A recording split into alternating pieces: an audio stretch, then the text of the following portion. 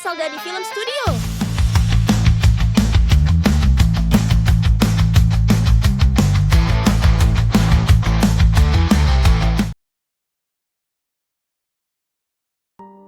Di gang kecil berdebu, seorang anak bernama Riko berusia 10 tahun berlari kecil membawa keranjang gorengan panas. Nafasnya terengah, keringat menetes di dahinya, tapi senyum tak pernah lepas dari wajahnya. "Gorengan, masih hangat," teriaknya sambil menatap langit senja. Bagi Riko, setiap gorengan yang terjual adalah langkah kecil menuju mimpinya. Malam tiba, Riko duduk di lantai rumah papan, ditemani cahaya bohlam redup yang berayun-ayun diterpa angin. Tangannya menggenggam buku bekas robek di sana-sini, matanya berbinar membaca. "Aku harus jadi dokter," bisiknya lirih. Suara jangkrik di luar jendela seperti ikut mendukung tekadnya. Esoknya, Riko masuk kelas dengan seragam yang warnanya mulai memudar. Ia duduk di barisan depan, mencatat setiap kata guru dengan penuh perhatian. Saat bel berbunyi, ia tetap sibuk bertanya pada gurunya. Meski sederhana, semangat belajarnya membuatnya terlihat paling bersinar di kelas. Suatu sore, beberapa teman menutup hidung sambil mengejek. "Tanganmu bau minyak gorengan." Tawa mereka pecah. Riko hanya diam, menatap keranjang gorengan di tangannya. Dalam hati ia berjanji, suatu saat, tangan ini akan menyelamatkan nyawa, bukan sekadar menggoreng tempe. Di dapur kecil berasap, ibunya menepuk pundak Riko. "Nak, teruslah belajar. Jangan biarkan hinaan orang merobohkanmu." Air mata Riko hampir jatuh, tapi ia mengangguk tegas. Pelukan ibunya jadi obat paling kuat yang membuatnya kembali berdiri. Saat SMA, hidup tetap keras. Riko membantu ibunya berjualan gorengan di pinggir jalan sambil membuka buku tebal di pangkuannya. Pembeli datang silih berganti, dan setiap jeda ia kembali menatap halaman, seolah waktu adalah harta paling berharga. Hari ujian masuk universitas datang. Di meja ujian, keringat dingin mengalir di pelipisnya, pensil bergetar di tangannya. "Bismillah," ucapnya dalam hati. Ia tahu, lembar jawaban itu bisa mengubah hidupnya atau menghancurkan semua mimpinya. Di warnet sederhana, layar komputer menampilkan kata-kata yang tak pernah ia bayangkan. "Selamat, Anda diterima di Fakultas Kedokteran." Air matanya tumpah, ia sujud di lantai warnet. Orang-orang di sekeliling ikut tersenyum, menyaksikan lahirnya sebuah harapan baru. Tahun-tahun kuliah penuh perjuangan. Riko bekerja paruh waktu sebagai penjaga toko dan guru les. Matanya sering sembab karena kurang tidur.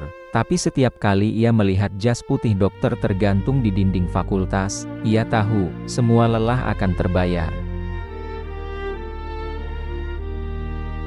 Hari itu tiba, Riko mengenakan jas dokter putih untuk pertama kalinya. Ia berlari pulang ke kampung, langsung memeluk ibunya yang menangis haru.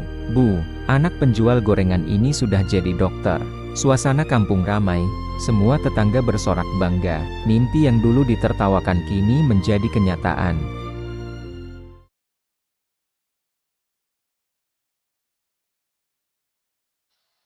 Di sebuah desa terpencil yang jauh dari keramaian kota, hiduplah seorang gadis bernama Rina. Ia lahir dari keluarga sederhana, rumahnya berdinding bambu dan beratap rumbia.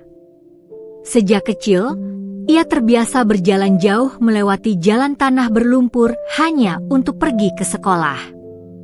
Namun, semangatnya tidak pernah padam, meski banyak orang meragukan masa depannya.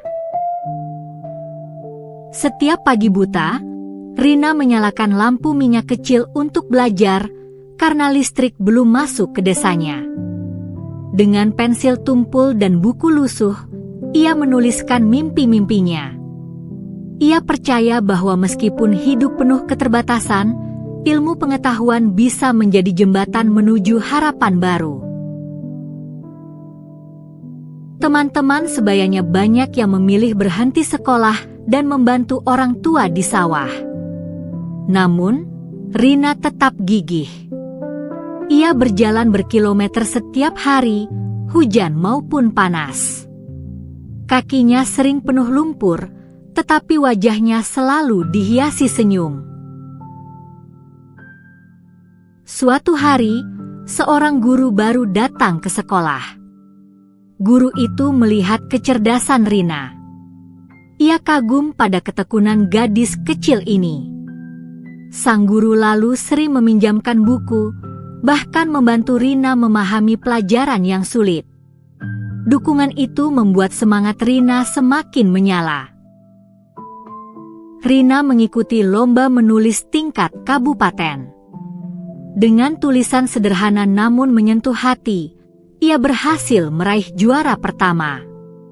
Untuk pertama kalinya, nama desanya disebut dalam ajang pendidikan. Kemenangan itu membuka matanya bahwa mimpinya bisa lebih besar dari sekadar menembus batas desa. Namun, perjalanan tidak selalu mudah. Ayahnya jatuh sakit, dan keluarga hampir memutuskan agar Rina berhenti sekolah untuk membantu mencari nafkah. Dengan hati berat, ia tetap belajar sambil bekerja kecil-kecilan di ladang. Disinilah keteguhan hatinya diuji. Meski harus menghadapi tekanan, Rina tidak menyerah.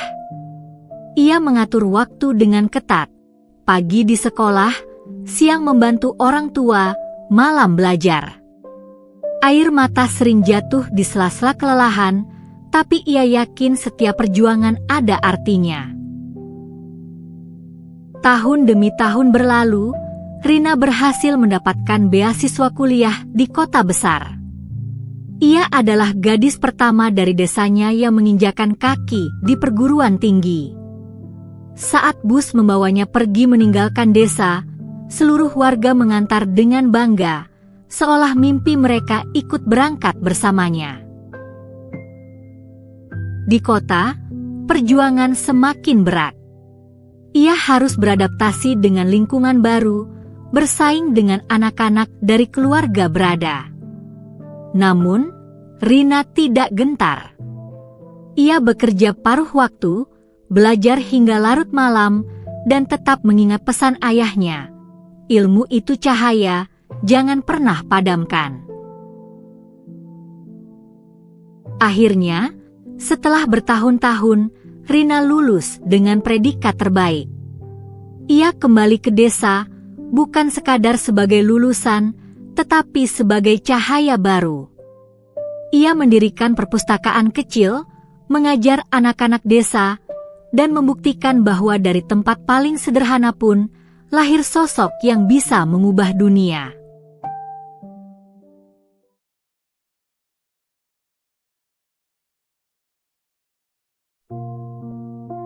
Ardi lahir dari keluarga sederhana di sebuah desa kecil. Ayahnya seorang buruh bangunan, sementara ibunya berjualan sayur keliling. Hidup mereka pas-pasan, seringkali hanya cukup untuk makan sehari-hari. Sejak kecil, Ardi belajar arti perjuangan dan kerja keras. Ia bercita-cita ingin sekolah tinggi, meskipun banyak orang meremehkannya. Setiap hari, Ardi berjalan kaki sejauh 5 km untuk pergi ke sekolah. Sepatunya bolong, seragamnya lusuh, tapi semangatnya tak pernah padam. Ia rajin mencatat, sering meminjam buku dari perpustakaan karena tak mampu membeli. Gurunya melihat kilau kecerdasan dalam dirinya, meski teman-temannya sering mengejek karena penampilannya yang sederhana. Saat SMA, Ardi hampir putus sekolah karena orang tuanya tak mampu membayar biaya. Namun, ia bekerja sepulang sekolah di sebuah bengkel motor untuk membantu keluarga sekaligus membayar uang sekolah. Malam hari, ia belajar di bawah lampu jalan. Dengan tekad yang kuat, ia berhasil menjadi juara kelas setiap semester. Mimpi kuliah terasa mustahil, namun Ardi nekat mendaftar beasiswa. Ia menulis esai penuh harapan, bercerita tentang perjuangannya. Tak disangka, ia diterima di universitas negeri dengan beasiswa penuh. Tangis haru pecah di rumahnya malam itu. Bagi Ardi, itu adalah pintu menuju masa depan yang lebih cerah. Di kota besar, Ardi harus beradaptasi. Ia bekerja sebagai kuli angkut di pasar pagi sebelum kuliah dan menjadi penjaga toko di malam hari. Seringkali ia kelelahan, tapi ia selalu berbisik pada dirinya, "Aku harus berhasil demi orang tuaku."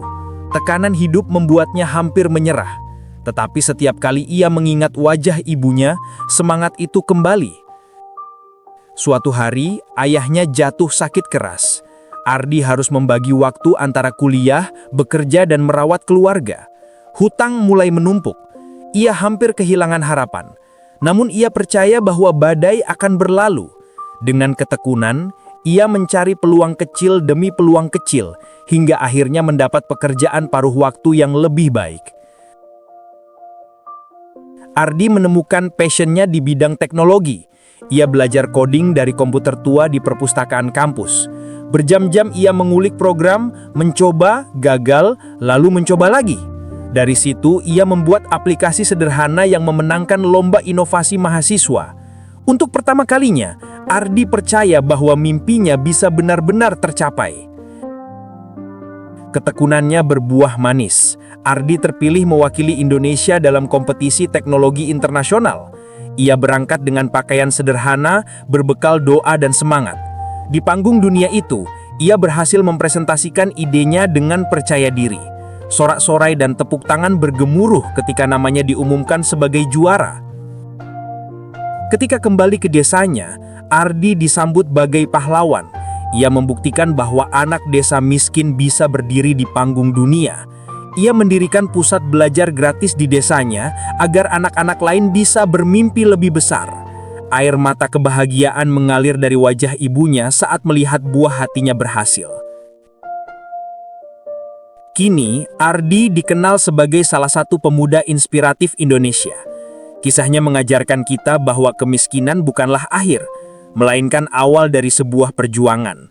Dengan keyakinan, kerja keras, dan doa, mimpi yang mustahil sekalipun bisa diwujudkan. Seperti kata Ardi, hidup boleh dimulai dari lantai pabrik, tapi jangan pernah batasi langkahmu untuk mencapai panggung dunia.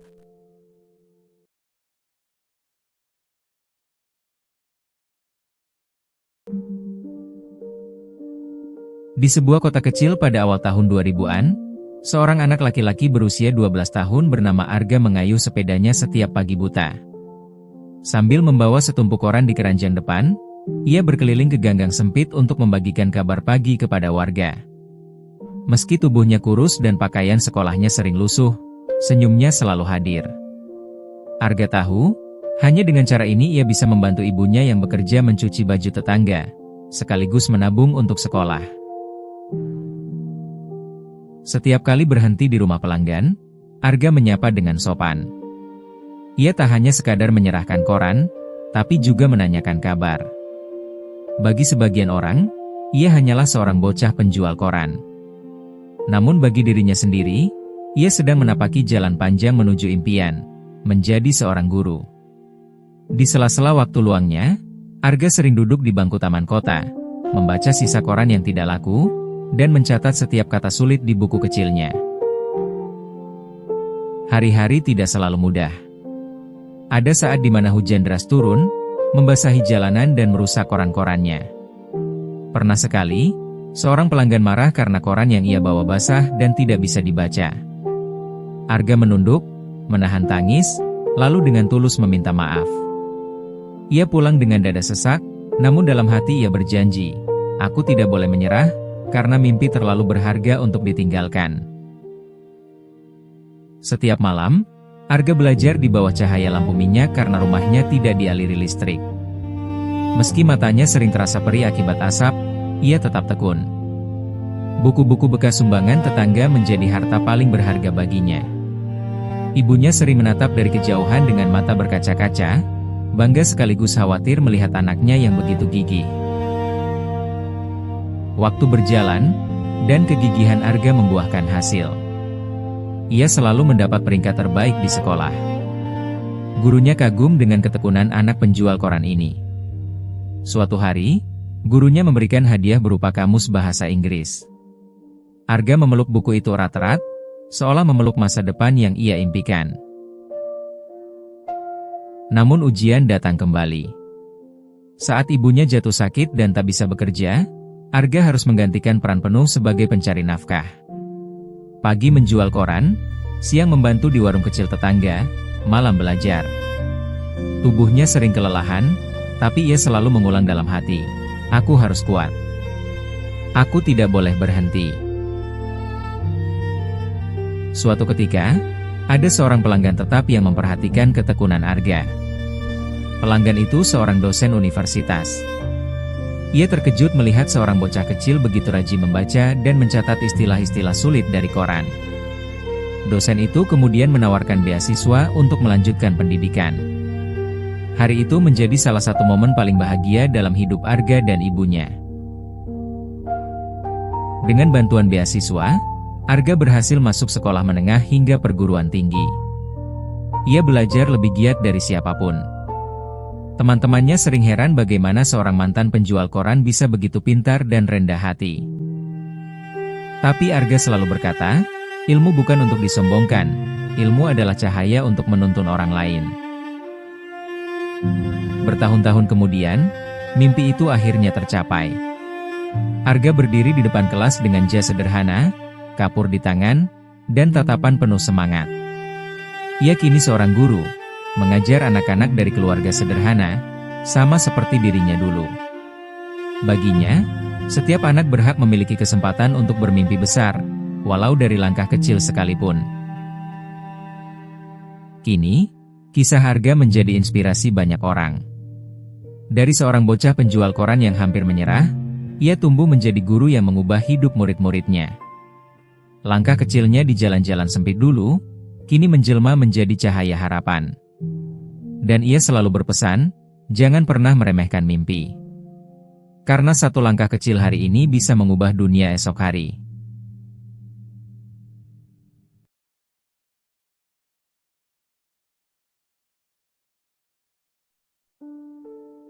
Di sebuah kota yang mulai terbangun, seorang ibu tua bernama Busari berdiri dengan sapu panjang di tangannya. Wajahnya lelah, namun senyumnya tetap ada. Ketika kebanyakan orang masih terlelap, Busari sudah menyusuri jalan, membersihkan dedaunan yang gugur dan sampah yang berserakan. Ia percaya, kebersihan yang ia jaga bukan hanya tentang jalanan, melainkan tentang harapan yang harus terus hidup. Langkah Busari pelan tapi pasti, suara gesekan sapunya menemani kesunyian pagi. Meski dingin menggigit, ia tidak pernah mengeluh. Baginya, setiap helai daun yang tersapu adalah tanda baktinya kepada kota, meski orang-orang jarang menyadari keberadaannya. Saat matahari mulai meninggi, beberapa orang melintas. Ada yang menatap iba, ada pula yang tak peduli. Tapi Busari selalu tersenyum. Ia tahu, harga dirinya tidak ditentukan oleh pandangan orang lain, melainkan oleh ketulusan hatinya. Sore itu, seorang anak kecil mendekatinya, memberikan selembar uang receh. "Untuk ibu," kata anak itu polos. Busari tertegun. Bukan nilainya, tapi kehangatan kecil itu membuat matanya berkaca-kaca. Dunia ternyata masih punya hati.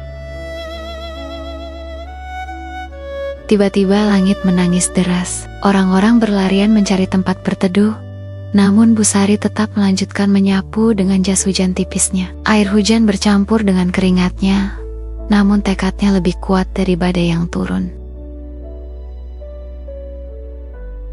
Di sela-sela hujan, Busari teringat masa mudanya. Ia pernah bermimpi menjadi guru. Namun takdir membawanya ke jalan ini. Ia tak menyesal, karena ia percaya, bukan profesi yang membuat seseorang mulia, tapi hati yang ikhlas menjalaninya. Ketika kota mulai tidur, Busari masih menyapu. Lampu jalan menyinari tubuh ringkihnya, punggungnya sedikit membungkuk, namun tangannya tetap sigap. Kesunyian malam justru membuatnya semakin sadar. Kerja kerasnya menjaga mimpi orang lain tetap bersih. Tangan Busari penuh kapalan. Kulitnya menebal, karena tahun demi tahun menggenggam gagang sapu. Namun dari tangan itu, lahirlah ketekunan, doa, dan cinta yang tak pernah usai. Tangannya boleh rapuh, tapi hatinya tetap teguh.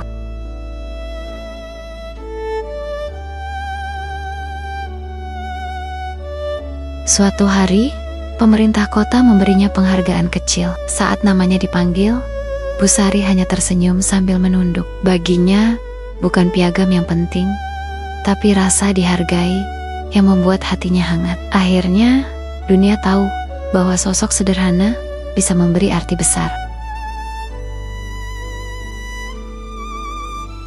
Di penghujung hidupnya, Busari berkata, "Jangan pernah malu menjadi kecil, karena justru dari hal-hal kecil, dunia bisa berubah menjadi besar." Pesannya abadi, meninggalkan jejak bukan hanya di jalan yang ia sapu, tapi di hati banyak orang yang pernah melihat perjuangannya.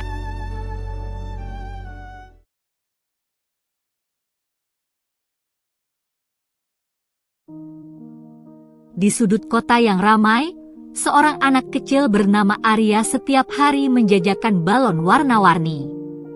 Dengan pakaian lusuh dan wajah penuh senyum, ia berlari di antara kendaraan, berharap ada yang membeli. Meski hidupnya berat, Arya selalu percaya bahwa setiap balon yang ia jual membawa harapan baru. Di malam hari, setelah lelah berjualan, Arya menatap langit-langit kamarnya yang sempit. Ia bermimpi suatu saat bisa sekolah tinggi, memakai seragam rapi, dan duduk di kelas bersama teman-teman sebaya. Suatu siang, saat Arya menawarkan balon, beberapa anak sebaya malah menertawakannya.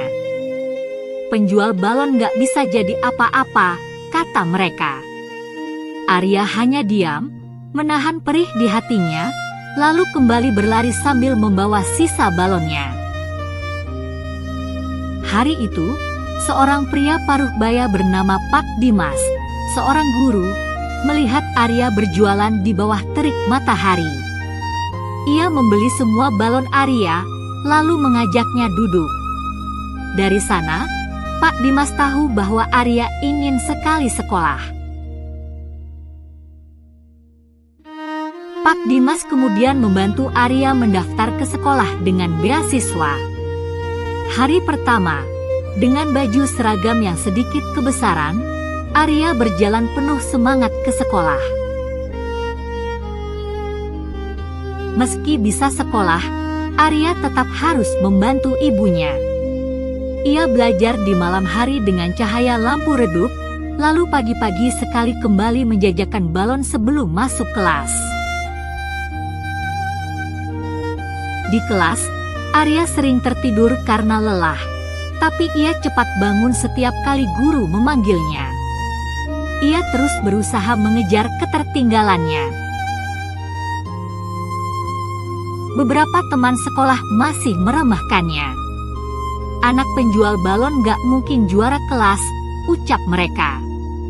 Tapi justru kata-kata itu membuat Arya berjanji pada dirinya sendiri. Ia akan membuktikan sebaliknya. Setelah berbulan-bulan berjuang, Arya akhirnya berhasil masuk 10 besar kelas.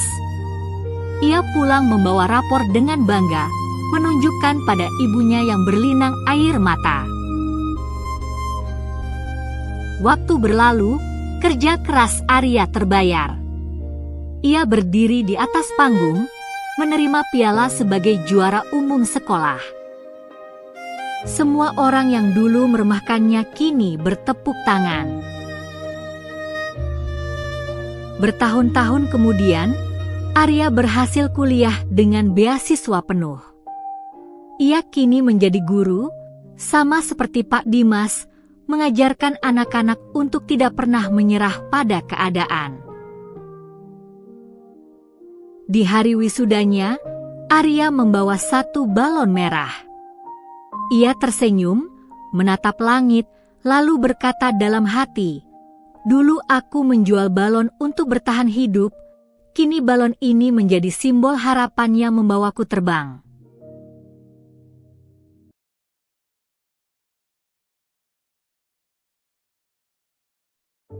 Di sebuah desa kecil yang jauh dari keramaian kota, hiduplah seorang pemuda bernama Rio. Sehari-hari ia menjajakan sepatu bekas hasil perbaikan ayahnya di pasar tradisional. Meskipun hidup serba kekurangan, Rio selalu tersenyum dan percaya bahwa kerja keras suatu hari akan membawanya ke tempat yang lebih baik. Rio berjalan kaki belasan kilometer untuk menawarkan sepatunya ke toko-toko besar di kota. Namun, ia selalu ditolak karena dianggap tidak memiliki merek terkenal. Rio hanya menunduk, lalu berbisik pada dirinya, "Suatu saat karyaku akan dihargai." Suatu sore hujan, Rio melihat seorang anak sekolah kehilangan sandal di jalan berlumpur. Tanpa ragu, ia membuka tas dagangannya dan memberikan sepasang sepatu bekas yang telah ia jahit dengan penuh ketelitian. Mata anak itu berbinar bahagia. Ternyata, peristiwa itu direkam oleh seorang pejalan yang kebetulan lewat. Video Rio memberikan sepatu secara tulus menyebar di media sosial. Orang-orang mulai mengenal sosok pemuda sederhana itu. Meski mulai dikenal, banyak yang meremehkan Rio dengan menyebutnya hanya pencari sensasi. Hatinya sempat goyah, tapi ia kembali mengingat senyum anak kecil yang dulu menerima sepatunya. Itu menjadi penguat semangatnya. Beberapa warga desa mulai datang untuk belajar cara menjahit sepatu darinya. Raka dengan sabar mengajari mereka, berharap bisa membuka peluang kerja untuk orang-orang di desanya.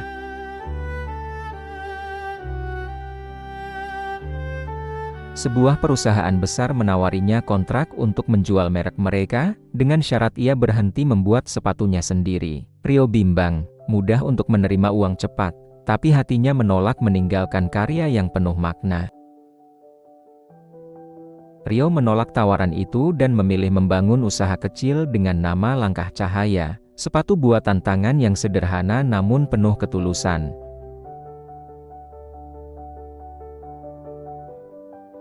Tak disangka, kisah perjuangannya diliput oleh media nasional. Pesanan mengalir deras, bukan karena mereknya, melainkan karena kisah dan ketulusan di balik setiap jahitan sepatu itu. Kini Rio tidak hanya menjual sepatu, tapi juga membiayai sekolah anak-anak miskin di desanya. Baginya, setiap pasang sepatu bukan sekadar barang dagangan, melainkan harapan baru bagi masa depan. Di akhir kisahnya, Rio berkata, langkah kecil dengan niat baik bisa menjadi cahaya yang menerangi banyak jalan. Jangan pernah meremehkan kebaikan sekecil apapun. Cerita Rio menjadi inspirasi, mengingatkan bahwa ketulusan akan selalu menemukan jalannya. Asal dari film studio.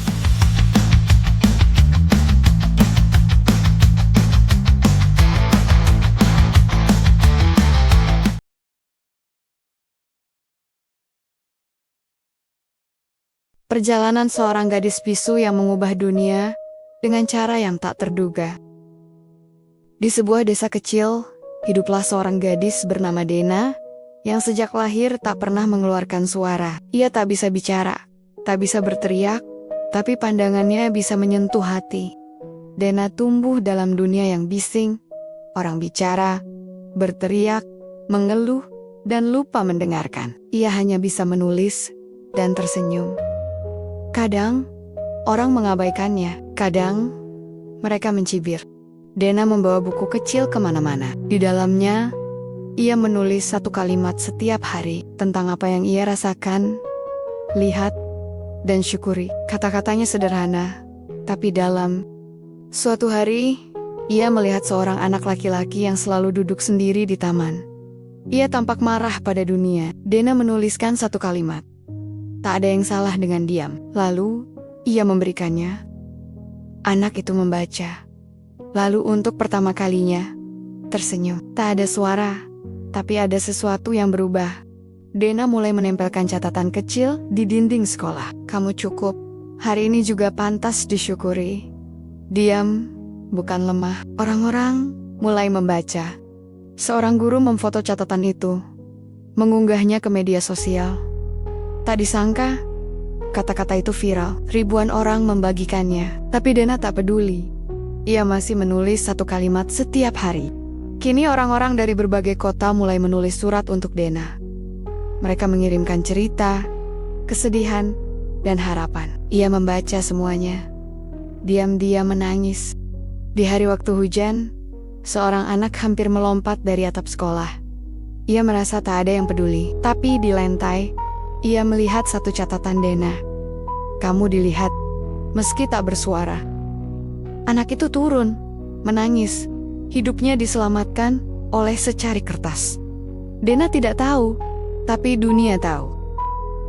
Sebuah konferensi inspiratif mengundangnya tampil. Tapi bagaimana bisa ia bicara? Ia tak bisa bersuara. Ia hanya membawa buku catatannya dan satu proyektor.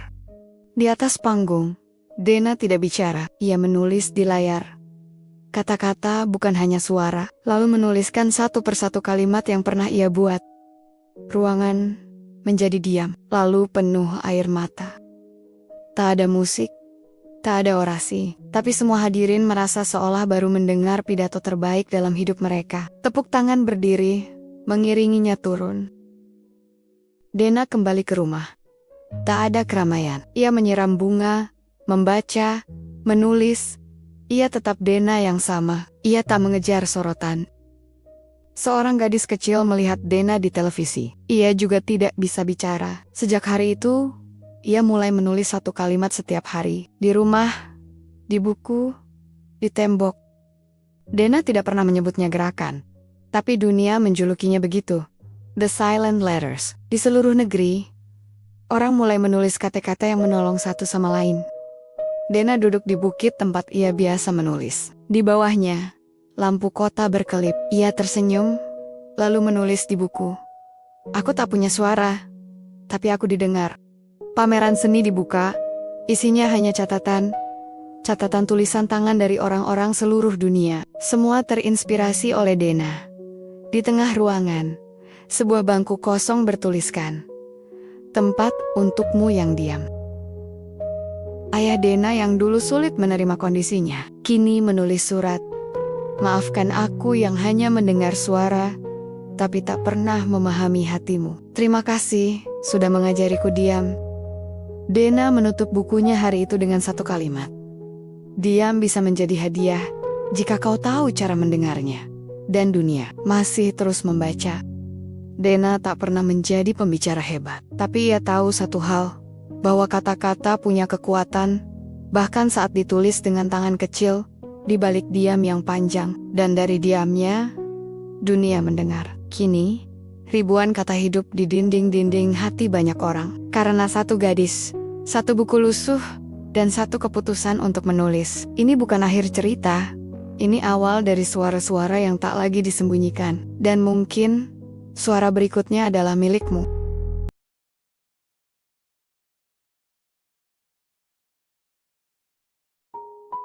Di sebuah gang sempit di pinggiran kota, seorang anak laki-laki bernama Raffi, berusia 12 tahun, duduk di teras rumah kontrakan kecil bersama ibunya yang buta. Udara pagi membawa aroma sayur rebus dari tetangga, tapi dapur mereka kosong. Raffi membuka dompet kain lusuhnya. Hanya ada satu lembar 5.000. Itu semua yang ia punya. Uang itu seharusnya untuk membeli beras hari ini. Dengan langkah kecil, Raffi menuju warung di ujung gang. Ia memikirkan ibunya yang belum makan sejak kemarin. Matahari mulai meninggi, panas terasa membakar kepala. Di warung, Raffi melihat hanya ada satu bungkus nasi tersisa di etalase. Ia mengambilnya dan membayar dengan semua uangnya. Penjual warung tersenyum simpati, tahu betul keadaan keluarga Raffi. Di tengah perjalanan pulang, Raffi melihat seorang bapak tua kurus duduk di pinggir jalan, napasnya terengah-engah. Di depannya hanya ada botol air setengah kosong. Perut bapak itu keroncongan. Raffi berhenti, tangannya memegang erat nasi bungkus itu. Ia memikirkan ibunya. Tapi tatapan bapak tua itu membuat dadanya sesak. Air mata hampir jatuh. Raffi berjalan mendekat, lalu menyerahkan nasi bungkus itu tanpa berkata apa-apa. Bapak itu memandangnya lama sebelum mengambil nasi itu dengan tangan gemetar dan mengucapkan terima kasih berkali-kali. Raffi pulang dengan langkah gontai. Perutnya kosong, pikirannya kacau. Ia takut ibunya marah atau kecewa. Tapi di kepalanya, ia hanya berharap bapak itu bisa bertahan hidup hari ini. Saat Raffi tiba, ibunya bertanya, "Mana nasinya, Nak?" Raffi terdiam, lalu bercerita sambil menahan tangis. Ibunya tersenyum, mengelus kepalanya, dan berkata, "Kamu sudah memberi makan malaikat, Nak." Perut lapar membuat Raffi sulit tidur. Lampu rumah padam, hanya suara jangkrik menemani. Tapi di hatinya, ia merasa hangat meski tubuhnya lemah. Keesokan paginya, seseorang mengetuk pintu rumah. Raffi membuka pintu dan melihat bapak tua kemarin berdiri, membawa 2 kantong besar berisi beras, lauk, dan buah-buahan. Ternyata, bapak tua itu adalah pemilik sebuah toko besar di kota yang sedang menyamar untuk mencari orang yang masih punya hati di tengah kesulitan. Ia sengaja duduk di pinggir jalan untuk melihat siapa yang mau membantu. Bapak itu memberikan beasiswa untuk Raffi, biaya pengobatan ibunya, dan pekerjaan untuk masa depan. Kebaikanmu kemarin menyelamatkan 2 nyawa, Nak, milikku dan milik ibumu. Raffi memeluk ibunya erat, menangis haru. Ibunya berbisik, "Inilah rezeki dari memberi tanpa mengharap kembali." Sejak hari itu, Raffi tumbuh menjadi pemuda sukses, dan setiap ia makan, ia selalu teringat satu hal. Kadang, sepiring nasi bisa mengenyangkan lebih dari sekadar perut. Ia mengenyangkan hati. Dari kisah Raffi, kita belajar bahwa kebaikan tidak pernah hilang, meskipun terkadang balasannya datang dengan cara yang tak terduga. Sepiring nasi yang ia berikan di tengah lapar bukan sekadar makanan. Itu adalah bukti bahwa hati yang tulus mampu mengubah nasib. Dunia ini tidak kekurangan orang pintar, tapi seringkali kekurangan orang yang mau peduli. Dan kadang, satu tindakan kecil bisa menjadi awal dari cerita besar yang menginspirasi banyak orang. Ingatlah, kita tidak pernah benar-benar miskin ketika masih memiliki hati untuk berbagi.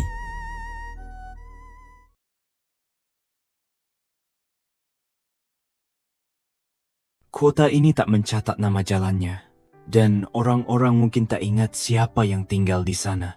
Tapi di sebuah gang sempit di pinggiran kota, berdiri sebuah rumah kayu kecil rapuh dan sunyi. Di rumah itulah Bu Marni tinggal sendiri. Rambutnya sudah sepenuhnya putih, jalannya perlahan, tubuhnya ringkih. Tapi setiap pagi, jam 7 tepat, ia akan duduk di kursi kecil di depan rumahnya, memandang jalan setapak, berharap ada suara langkah kaki yang ia kenali. Dulu, rumah itu ramai oleh suara tawa. Ada Reza, anak sematawayangnya. Laki-laki yang selalu bertanya hal aneh, yang suka membawa kucing pulang, dan bilang kalau dia ingin membahagiakan ibu seumur hidupnya. Tapi waktu berjalan, dan janji-janji masa kecil perlahan tertelan kenyataan. Reza dewasa, lulus SMA. Ia bilang ingin merantau. Bu Marni mengangguk, walau hatinya berat. Ia bungkuskan nasi dan doa dalam satu tas dan melepas anaknya di terminal dengan air mata tertahan. Hari pertama tanpa Reza, Bu Marni menangis semalaman. Hari ke-7, ia mulai terbiasa. Tapi ketika bulan pertama berlalu tanpa kabar, hatinya mulai resah. Ia menulis surat 1, 2, 3, tapi tak tahu kemana mengirimnya. Maka surat-surat itu ia simpan di kaleng biskuit tua yang dulu tempat Reza sembunyikan permen. Surat-surat itu sederhana, tak ada keluhan, hanya cerita-cerita kecil dan rindu yang tak pernah berani diucapkan keras-keras. Setiap pagi, Bu Marni memasak 2 piring nasi, 1 untuknya dan 1 untuk Reza yang mungkin pulang hari ini. Tapi tak ada yang datang. Jalan itu tetap sepi. Bangku depan rumah tetap kosong, hanya ditemani angin dan bayangan. Tetangga kadang datang membawakan lauk, tapi Bu Marni menolak dengan lembut. "Saya sudah masak sendiri," katanya. Walau seringkali yang ia masak hanya air garam dan nasi sisa kemarin. Malam adalah waktu paling sunyi.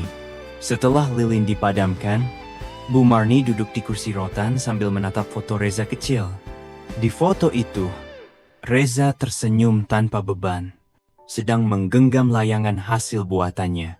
"Nak, kamu masih ingat rumah ini? Masih ingat suara ibu?" Tapi tak ada yang menjawab. Hanya bunyi jam tua di dinding yang berdetak perlahan, menghitung sisa waktu yang terus berjalan. Suatu pagi, Bu Marni tak keluar rumah. Tetangga yang penasaran memanggil, mengetuk, lalu masuk perlahan.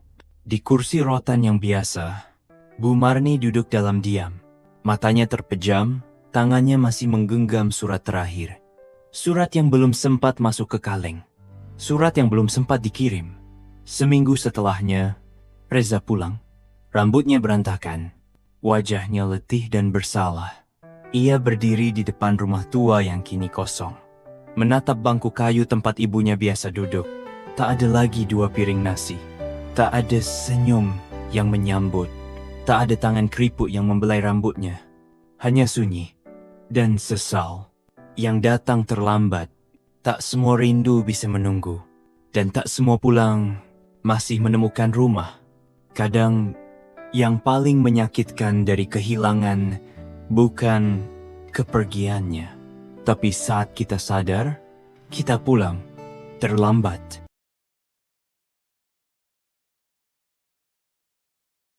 Setiap pagi sebelum matahari sepenuhnya naik, suara sapu lidi di halaman tanah itu terdengar pelan-pelan. Raffi, bocah 12 tahun bertubuh kurus, dengan rambut ikalnya yang berantakan, menyapu depan warung kecil milik ibunya. Warung itu tak besar, bercat biru pudar dengan atap seng yang sudah banyak karatnya. Di dalam, ibunya Bu Yuni, perempuan 40-an dengan wajah lelah namun lembut sedang merebus air di atas kompor tua. Hari baru dimulai, dengan harapan yang sama, semoga ada yang mampir. Pagi itu, seperti biasa, sarapan mereka sederhana. Sepotong tempe goreng yang terlalu kering dan nasi kemarin. Raffi duduk di bangku plastik, disuapi ibunya perlahan. Meski hatinya pedih, Bu Yuni tetap tersenyum agar anaknya kuat. Mereka tak punya banyak, tapi saling menyayangi. Itu cukup setidaknya hari itu. Setelah mencuci piring, Raffi bergegas ke sekolah. Ia melewati lorong pasar yang becek dan ramai. Langkah kakinya pelan, membawa tas selempang cokelat penuh tambalan. Seringkali orang tak memperhatikannya, tapi ia menyapa sopan setiap penjual yang dikenalnya. Anak kecil itu, walau lelah, tetap punya hati baik. Di sekolah, dunia tak lebih ramah. Anak-anak lain menertawakannya karena bajunya kumal dan sepatu tak sama. Raffi duduk diam di pojok kelas. Ia tak pernah melawan, hanya menunduk. Tapi di balik kesedihannya, ia menyimpan impian, menjadi orang sukses agar tak lagi dihina. Saat istirahat, Raffi membuka buku gambarnya tebal, sudah robek di banyak sisi. Ia menggambar sebuah rumah besar, dan dirinya di sana bersama ibunya, tersenyum. Di situ, mereka tak lagi kekurangan. Gambar-gambarnya sederhana, tapi penuh mimpi. Sepulang sekolah, Raffi langsung membantu ibunya. Ia menyusun gorengan di etalase kaca yang sudah retak, mengelap meja kayu, dan menyeduh kopi untuk pembeli. Tak ada waktu main seperti anak-anak lain. Warung itu jadi tempat hidup, tempat harapan. Sore itu, ibunya terbatuk keras. Raffi menoleh dan panik saat melihat sapu tangan ibunya dipenuhi bercak merah. Ia buru-buru mengambil air. Bu Yuni tersenyum lemah, bilang itu hanya masuk angin. Tapi Raffi tahu, ibunya menyembunyikan sesuatu. Malamnya, Raffi duduk di belakang warung. Ia memeluk lutut, menahan isak. Tak ingin menangis di depan ibunya. Angin malam menyapu tubuhnya yang kurus. Ia merasa tak punya siapa-siapa selain ibunya. Besoknya, setelah sekolah, Raffi mengamen di perempatan, membawa gitar mainan rusak. Ia bernyanyi dengan suara pelan. Di kotak kecil di depannya tertulis, "Untuk obat ibu." Beberapa mobil memberi recehan. Banyak juga yang mengabaikan. Tiba-tiba, seorang petugas Satpol PP datang membubarkan anak-anak jalanan. Raffi lari kencangnya, menggenggam gitar, dan tasnya erat-erat. Jantungnya berdetak keras, bukan karena takut dihukum, tapi takut kehilangan uang untuk beli obat. Hari itu, ibunya tak bisa bangun. Raffi membantunya duduk, menyuapi bubur encer. Bu Yuni hanya tersenyum lemah, matanya redup. Raffi tahu waktunya tak banyak. Malam itu, ia menggambar lagi. Kali ini, ibunya berdiri di taman bunga, sehat dan tertawa. Gambar itu ditaruhnya di dinding warung. Ia ingin itu menjadi nyata, tapi hidup tak selalu mengikuti gambar. Warung makin sepi. Raffi mulai menjual apa yang bisa dijual. Jajanan, botol plastik, bahkan toples kosong. Semua demi obat, demi ibunya. Ia mulai jarang masuk sekolah. Saat ujian sekolah, Raffi hanya memandangi kertas kosong, otaknya penuh kekhawatiran tentang ibunya, bukan soal matematika. Ia keluar lebih cepat dari kelas, diam tanpa suara. Di lorong sekolah, Bu Rina, guru yang lembut, memanggilnya. Menyentuh pundaknya. "Kamu nggak sendiri, Raffi." Tapi bagaimana menjawab itu? Raffi menulis surat kepada dinas sosial, memohon bantuan. Surat itu dikirimnya dengan harapan besar. Tapi hari-hari berlalu dan tak ada jawaban. Ia belajar bahwa tak semua yang kita harapkan akan datang. Di apotek, uang receh di tangannya tak cukup untuk membeli obat. Petugas apotek hanya menggeleng. Raffi menggigit bibir, menahan tangis. Ia tak ingin pulang dengan tangan kosong. Pagi itu, ibunya masih terbaring. Raffi memanggilnya berkali-kali, menggoyangkan tubuhnya. Tapi Bu Yuni tak membuka mata. Ia telah pergi, tanpa kata perpisahan, tanpa pelukan terakhir. Tetangga-tetangga berdatangan, membantu membawa tubuh Bu Yuni. Raffi berdiri di pojok, menggenggam buku gambarnya erat-erat. Semua terlihat kabur karena air matanya. Di bawah gerimis ringan, Raffi berdiri sendiri di tepi kubur. Ia menaruh setangkai bunga liar. Hatinya hancur. Dunia kini benar-benar sunyi. Warung itu kini sepi. Tak ada aroma kopi, tak ada suara ibu memanggil pembeli. Hanya satu kursi di sudut, tempat Bu Yuni biasa duduk. Kini kosong, dan Raffi hanya menatapnya. Di malam sunyi, Raffi menggambar untuk terakhir kalinya. Gambar ibunya sedang memasak, tersenyum. Di sudut kertas ada tulisan kecil. "Terima kasih, Ibu." Bu Rina datang ke warung. Melihat Raffi duduk sendiri, ia memeluknya. Anak itu menangis sejadi-jadinya. Dalam pelukan hangat itu, untuk pertama kalinya, ia tak merasa sendirian. Beberapa minggu kemudian, Raffi kembali ke sekolah. Dengan seragam baru bantuan sekolah, ia melangkah pelan tapi tegap. Di wajahnya masih ada sedih, tapi juga harapan. Sore itu, Raffi duduk di depan warung. Kursi ibunya tetap di sana, tak pernah ia pindahkan. Ia membuka buku gambar, menatap senja. Di halaman terakhir, ada dirinya dan ibunya bersama duduk di kursi itu tersenyum.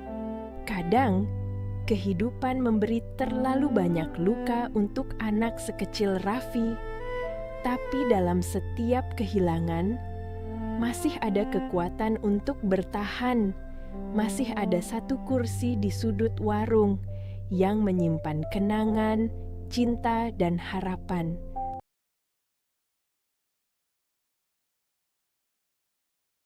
Bu Ratna berjalan di antara petak padi, tangan mengusap bulir muda, wajah teduh berseri. Ayah dan dua anaknya membantunya, menyiangi rumput liar, tertawa ringan saat salah satu anak melihat katak kecil. Udara dingin menyapa, embun menempel. Adegan ini menunjukkan kedalaman kerja dan cinta kepada tanaman, serta generasi berikutnya. Suatu pagi, warga tetangga Pak Hasan, yang kehilangan pekerjaan, datang mengambil sayuran. Ia malu meminta, tapi Bu Ratna mengulurkan sebagian hasil tanpa diminta. Tangan mereka berdentang seperti persaudaraan. Ini kebaikan kecil yang alami, bukan direncanakan. Anak Bu Ratna yang tergoda oleh tablet ibunya, merekam adegan tersebut secara tidak sengaja. Tangan keriput Bu Ratna memberikan sayur, senyum yang hangat, dan mata penuh empati. Video singkat itu tersebar atas inisiatif anak, lalu disebar di grup komunitas lokal.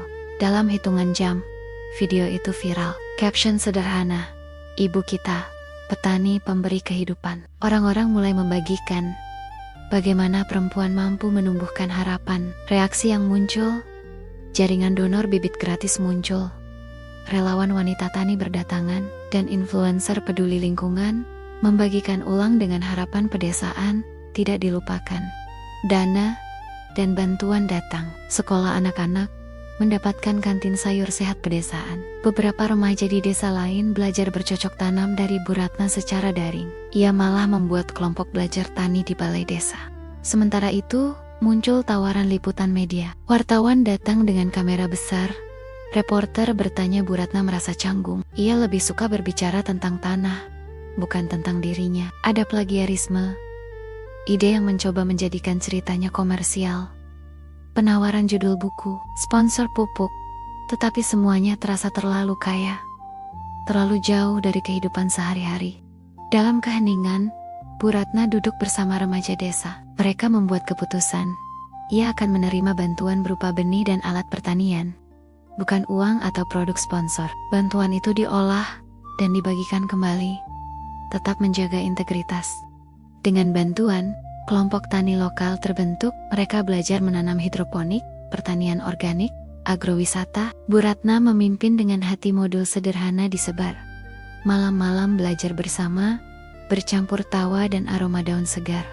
Saat panen raya tiba, desa mengadakan festival sederhana. Penduduk berkumpul, anak-anak menari mengenakan pakaian daun, makanan sayur hasil panen dibagikan. Bu Ratna dipanggil ke atas panggung, diberi bunga, tapi ia lebih memilih turun dan membagikan kunyit, tempe, sayur ke layanan ibu hamil. Musim berikutnya, angka gizi anak-anak membaik. Remaja lebih menikmati pelajaran biologi praktikal. Di sekolah, anak-anak kelas belajar pupuk dari kompos limbah rumah tangga. Kita melihat data sederhana di papan pengumuman lokal. Angka diawasi. Stunting turun 15%, kerawanan pangan turun 20%. Tapi tidak selamanya mulus. Ada petani industri besar yang merasa terancam dan melobi pemerintah daerah agar kelompok tani diatur ketat. Ada tekanan agar Bu Ratna disubordinasikan dalam seminar bersponsor. Ia merasa ditarik ke politik yang ia hindari. Dalam kelemahan, ia kembali ke sawah. Di bawah pohon beringin, ia duduk menyulam jaring panen. Ia menyadari, akar kisah ini adalah tanah dan kasih, bukan panggung. Ia menolak seminar bergengsi, tetap menerima undangan dari komunitas tani desa, dengan syarat biaya ditransparansi untuk penguatan kebun komunitas. Beberapa tahun kemudian, sistem komunitas resilient terbentuk bank benih, bank pupuk organik, kalender tanam lokal. Anak-anak desa menempel poster jejak senyuman Bu Ratna di sekolah. Ia menyaksikan generasi baru tumbuh lebih tahu, lebih mandiri, lebih peduli. Suatu sore, Bu Ratna duduk di depan rumah, ditemani dua cucunya. Mereka menanam bibit di polybag. Hanya itu momen sederhana, tapi punya kekuatan. Senyum yang tidak viral, tapi tetap menyebar. Kisahnya kini jadi legenda lokal, namun inti tetap sederhana. Satu tangan memberi sayur, satu senyum membuka mata. Cerita ini menutup dengan gambar bibit tumbuh di tanah desa, mengingatkan bahwa tindakan kecil mampu menumbuhkan perubahan besar.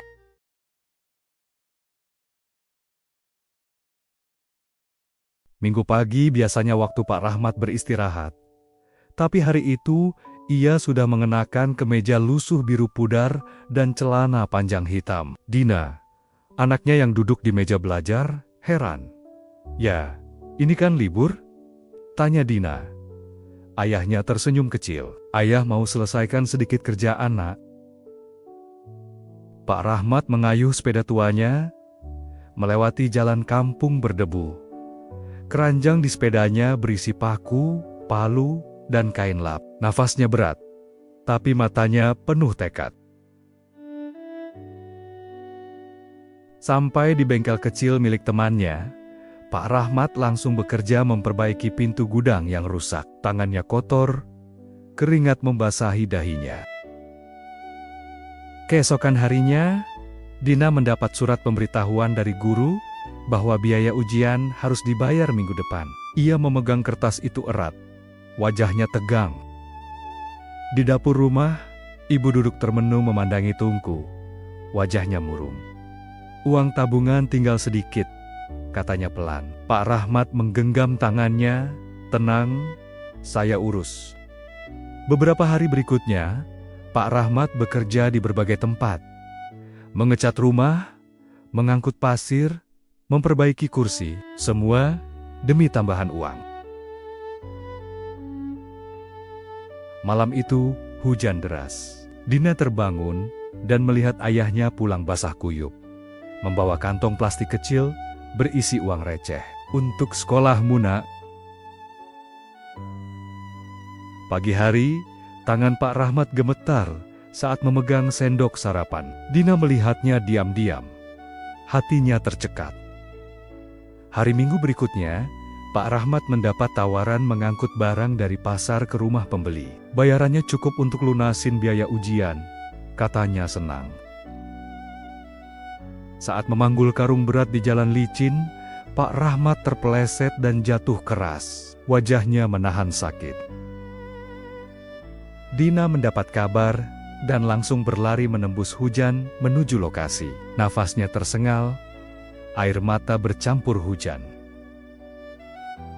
Dina menemukan ayahnya di pinggir jalan becek, tubuhnya lemah. Ia memeluknya erat. "Ayah cuma mau lihat kamu lulus, janji." "Ya, Nak."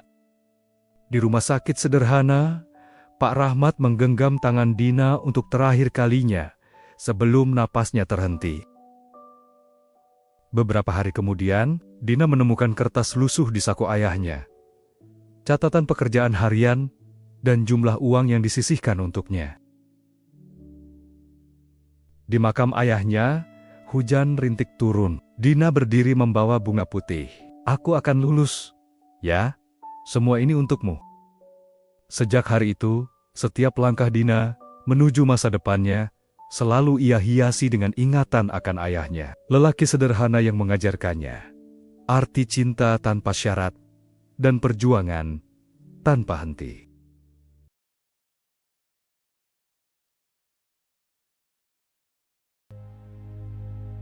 Sore itu Budi, 29 tahun, duduk di kursi kayu reyot di depan gerobak gorengannya. Beberapa loyang pisang goreng dan tahu isi masih tersisa. Pelanggan mulai berkurang, hanya suara motor yang lewat dan angin sore yang menyapu wajahnya. Budi menatap jalan yang semakin sepi. Dalam hati ia bertanya, "Apakah hidupku akan selamanya begini?" Ingatannya melayang ke masa kecil di sebuah desa kecil di Jawa Tengah. Rumah papan sederhana, lantai tanah, dan aroma kayu bakar dari dapur. Ayahnya bekerja di sawah sejak subuh. Ibunya menjual nasi uduk di pinggir jalan. Sejak umur 7 tahun, Budi sudah terbiasa membantu, mengupas bawang, menumbuk cabai, atau mengangkat ember air dari sumur. Saat SMA, Budi sering membantu di kantin sekolah. Ia suka memasak, bereksperimen dengan bumbu, dan diam-diam bercita-cita punya restoran sendiri. Tapi setelah lulus, ia harus mengubur impiannya karena tak punya biaya kuliah. Ia mulai bekerja serabutan, buruh bangunan, ojek, hingga kuli angkut di pasar. Dengan tabungan yang ia kumpulkan selama 2 tahun, Budi membeli gerobak bekas dan peralatan sederhana. Ia memilih berjualan gorengan di pinggir jalan dekat sekolah. Setiap hari ia bangun pukul 4 pagi, menyiapkan adonan dengan tangan sendiri, lalu mendorong gerobaknya sejauh 2 km ke lokasi. Suatu sore, hujan deras mengguyur. Air membasahi semua dagangannya. Pelanggan menghilang. Hanya ada Budi yang duduk termenung di bawah payung kecil. Pikirannya penuh tanya, apa aku sanggup bertahan? Beberapa hari kemudian, seorang pelanggan setia bernama Ibu Ratna datang. Sambil tersenyum, ia berkata, "Gorenganmu enak, Bud. Kenapa nggak coba bikin menu lain? Kalau ada variasi, pasti lebih banyak yang beli." Kata-kata itu seperti menyalakan lampu di kepala Budi. Malam itu, Budi mencoba membuat ayam crispy, bakso goreng, dan pisang coklat di dapurnya. Ibunya menjadi tester pertama, memberi masukan jujur. "Kurang garam, Bud, tapi enak. Terusin." Senyumnya kembali muncul. Keesokan harinya, Budi mulai menjual menu baru di gerobaknya. Ia mencetak papan menu berwarna cerah. Anak-anak sekolah mulai ramai antre setiap sore. Ia merasakan sedikit perubahan bisa membawa hasil yang besar. Suatu siang, seorang food blogger merekam dagangan Budi. Malamnya, videonya diunggah ke Instagram. Dalam semalam, ratusan pesan masuk ke akun Budi. Banyak yang ingin mencoba dagangannya. Ia kaget sekaligus bahagia. Pelanggan yang membludak membuat Budi kewalahan. Ia memutuskan merekrut 2 anak muda dari desanya untuk membantu menggoreng, melayani pelanggan, dan mengelola pesanan online. Setelah setahun menabung, Budi menyewa kios kecil di dekat pasar. Ia mengecat dinding dengan warna oranye cerah, menata meja kayu, dan memasang papan nama sederhana bertuliskan Warung Budi. Baginya, ini adalah langkah besar. Budi ikut kursus kuliner dan manajemen bisnis. Ia belajar plating, menjaga rasa, dan mengatur keuangan. Kini makanannya bukan hanya enak, tapi juga menarik secara visual. 3 tahun kemudian, Warung Budi resmi menjadi restoran mungil dengan 20 meja, karyawan yang terlatih, dan menu yang terus berkembang. Pelanggan dari luar kota datang untuk mencicipi. Budi percaya kesuksesan harus dibagikan. Ia rutin mengadakan pelatihan gratis untuk anak muda yang ingin belajar memasak. Ia ingin orang lain merasakan kesempatan yang dulu ia perjuangkan. Sore itu, Budi berdiri di depan restorannya yang ramai. Ia tersenyum, mengingat perjuangan dari gerobak gorengan hingga restoran. Dalam hati ia berkata, langkah kecil memang bisa mengubah hidup.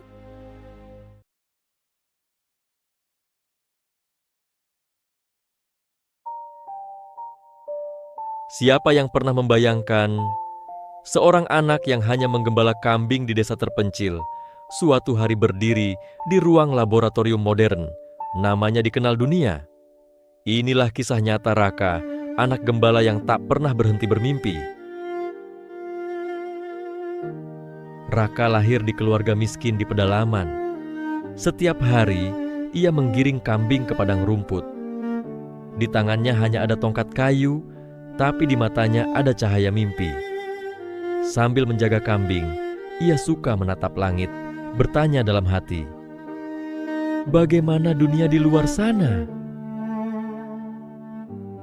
Sekolah jauh dari rumah, Raka berjalan berkilo-kilometer tanpa alas kaki, membawa buku lusuh yang sudah hampir robek.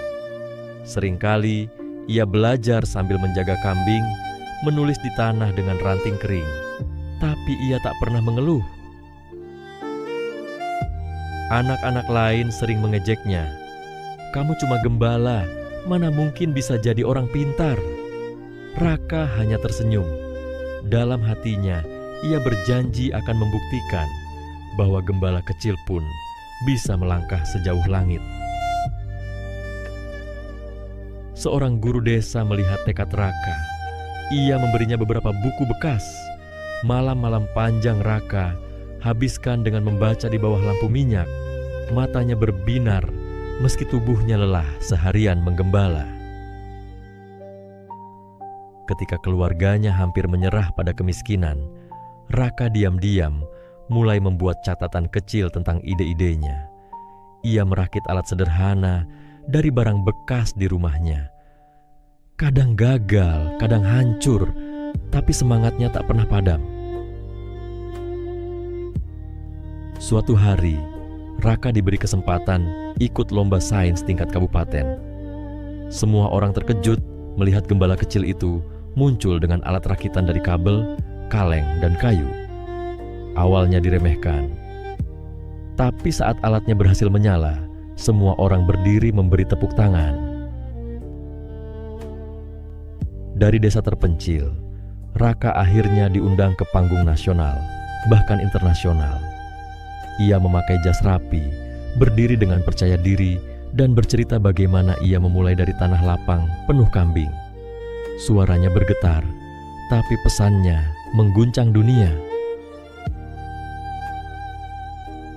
Bertahun-tahun kemudian, Raka kembali ke desanya. Ia bukan lagi anak gembala, melainkan seorang ilmuwan yang dihormati. Tapi ia tak lupa asalnya. Ia membangun sekolah dan pusat belajar di tempat ia dulu menulis di tanah. Kisah Raka mengajarkan kita, mimpi tidak mengenal batas. Dari tongkat kayu penggembala, ia melangkah ke laboratorium dunia. Jika seorang anak gembala bisa menembus langit, bukankah kita juga bisa, asal tidak menyerah?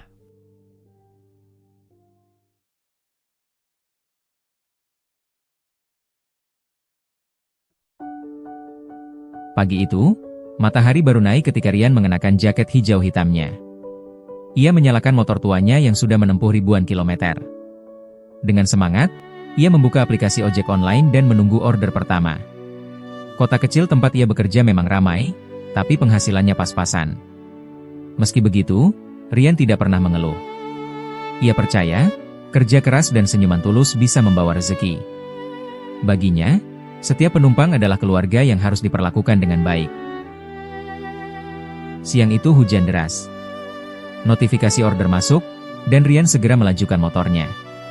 Ternyata penumpangnya seorang nenek tua, berhijab abu-abu, dengan banyak belanjaan di tangan. Nenek itu kesulitan berjalan. Tanpa ragu, Rian turun dari motor, memayungi sang nenek dengan jaketnya, lalu membantu mengangkat barang belanjaan sampai depan rumah. "Nak, kamu baik sekali. Saya jadi terharu," kata nenek itu dengan suara bergetar. Rian hanya tersenyum, "Nek, nggak usah sungkan. Saya cuma ingin nenek aman sampai rumah." Tanpa diketahui, seorang tetangga merekam aksi Rian. Video singkat itu memperlihatkan seorang driver muda yang rela basah kuyup demi menolong nenek. Malamnya, video itu diunggah ke media sosial. Dalam hitungan jam, ribuan orang membagikan video tersebut. Komentar penuh haru membanjiri. "Masih ada orang baik seperti ini. Semoga rezekinya dilancarkan. Driver ini harus kita support." Saat bangun keesokan harinya, Rian kaget melihat ponselnya penuh notifikasi. Namanya mendadak jadi perbincangan. Hari-hari Rian tak lagi sama. Penumpang sering mengenalinya. Ada yang sengaja order hanya untuk bisa bertemu dengannya. Banyak juga yang memberikan tips sebagai tanda terima kasih atas inspirasinya. Namun, yang membuat Rian paling bahagia adalah pesan-pesan sederhana. "Bang, saya jadi semangat kerja karena lihat abang. Mas, terima kasih sudah bikin saya percaya kalau kebaikan itu masih ada." Meski hidup mulai berubah, Rian tetap rendah hati. Ia masih mengantar penumpang dengan motor tuanya, tetap menyapa dengan senyum, seakan tidak terjadi apa-apa. Suatu pagi, order masuk seperti biasa. Penumpangnya seorang pria berpakaian rapi. Di perjalanan, pria itu memperkenalkan diri sebagai produser televisi nasional. Ia berkata, "Mas Rian, saya ingin mengundang Mas hadir di acara kami. Banyak orang ingin mendengar cerita Mas langsung." Rian terdiam sejenak, tidak percaya. Ia hanya seorang driver sederhana, tapi kini diminta berbicara di televisi. Dengan rasa gugup bercampur syukur, ia mengangguk. Hari itu tiba. Rian berdiri di panggung televisi, disorot cahaya lampu, dikelilingi penonton studio. Dengan suara bergetar tapi penuh ketulusan, ia bercerita, "Saya tidak pernah berniat viral. Saya hanya ingin berbuat baik. Saya percaya, kalau kita bantu orang dengan tulus, suatu hari kebaikan itu kembali pada kita." Penonton terharu. Ada yang meneteskan air mata, ada yang berdiri memberi tepuk tangan. Sejak malam itu, Rian dikenal sebagai driver penuh hati. Setelah tampil di televisi, banyak pintu terbuka.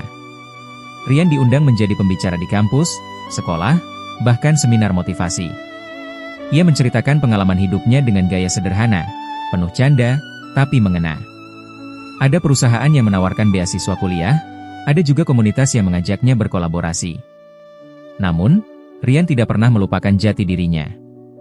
Sesekali, ia masih turun ke jalan, mengantar penumpang, membaur dengan kehidupan sehari-hari. Meski semakin dikenal, Rian merasa ada satu hal yang harus ia lakukan. Ia kembali menemui nenek yang pernah ia tolong. Kali ini ia membawa sembako, lalu duduk bersama di teras rumah kayu sederhana itu. "Nek, saya nggak akan ada di titik ini kalau bukan karena pertemuan kita hari itu," ucapnya. Nenek itu tersenyum, menepuk pundaknya. "Nak, jangan pernah berubah. Tetaplah jadi Rian yang baik hati." Momen itu difoto seseorang, lalu kembali viral. Orang-orang semakin kagum karena Rian tidak melupakan asal-usul kebaikannya. Nama Rian kini menjadi simbol harapan. Ia bukan selebriti, bukan pejabat, tapi kisah hidupnya menyebar ke berbagai kota. Anak-anak muda terinspirasi, mulai melakukan kebaikan kecil, menolong orang tua menyeberang jalan, membagikan makanan, saling menyemangati. Rian selalu berkata, "Kebaikan kecil tidak akan pernah sia-sia. Bisa jadi, satu senyumanmu mengubah hari seseorang." Tahun berikutnya, Rian mendapat undangan ke sebuah acara internasional yang mengumpulkan tokoh inspiratif dunia. Dengan jaket ojek online yang tetap ia banggakan, ia berdiri di panggung besar, bendera Indonesia berkibar di belakangnya. Penonton berdiri, memberi tepuk tangan panjang. Dari seorang driver sederhana, kini Rian menjadi inspirasi dunia. Ceritanya membuktikan, kebaikan sekecil apapun bisa mengubah hidup, bahkan mengubah dunia.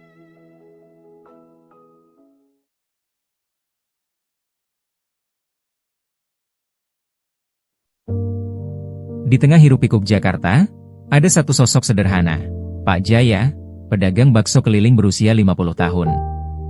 Setiap pagi ia mendorong gerobak birunya melewati jalanan sempit. Orang mengenalnya ramah, murah senyum, tapi tak ada yang tahu, dari gerobak tua itu lahir perjuangan luar biasa demi keluarga kecilnya.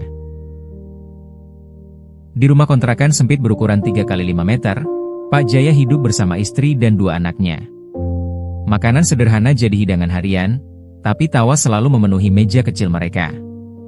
"Kita miskin harta, tapi jangan miskin hati," ucapnya, membuat anak-anaknya tersenyum. Sore itu, ketika pulang dagang, sebuah motor menabrak gerobak Pak Jaya.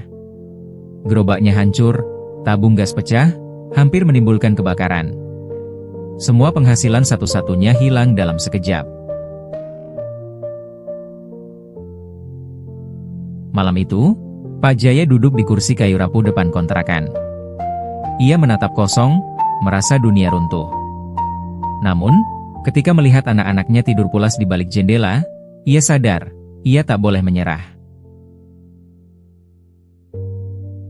Keesokan harinya, dengan panci kecil dan kursi plastik seadanya, ia tetap berjualan. Meski hinaan sempat ia dengar, Pak Jaya tersenyum. Baginya, setiap mangkuk bakso adalah doa untuk masa depan anak-anaknya. Seorang mahasiswa membeli baksonya sore itu. Saat berbincang, ia terharu mendengar perjuangan Pak Jaya. Malamnya, ia menulis kisah itu di media sosial, lengkap dengan foto Pak Jaya yang tetap tersenyum meski penuh luka. Keesokan hari, kisah itu meledak di dunia maya. Ribuan orang menuliskan doa dan dukungan. Nama Pak Jaya mendadak viral, menjadi simbol perjuangan ayah yang tak pernah menyerah.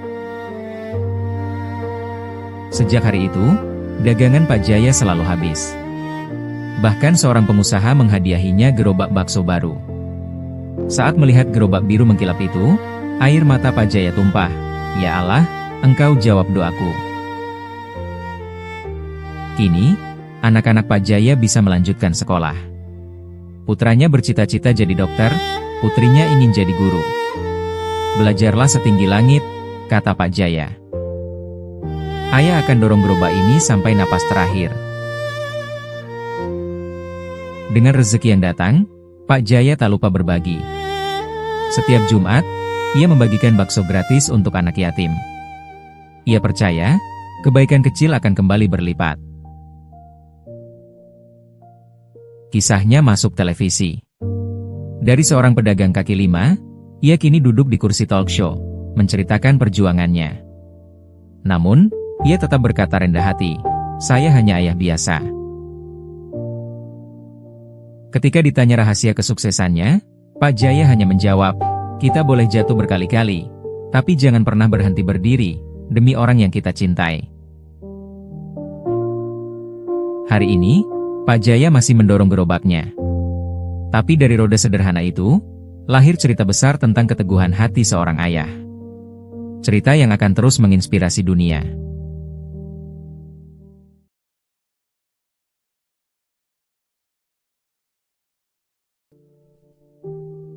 Di sebuah kota besar yang ramai, seorang anak kecil bernama Raka berusia 10 tahun sudah berdiri di perempatan jalan.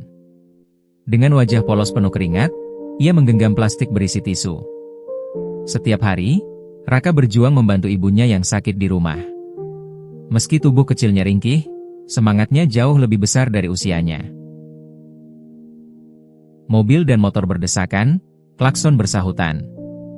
Di tengah hiruk pikuk itu, suara kecil Raka terdengar, "Tisu, Kak, 1000 aja." Namun banyak yang hanya melirik sekilas, lalu berlalu begitu saja. Tatapannya kosong sesaat, tapi ia tak menyerah.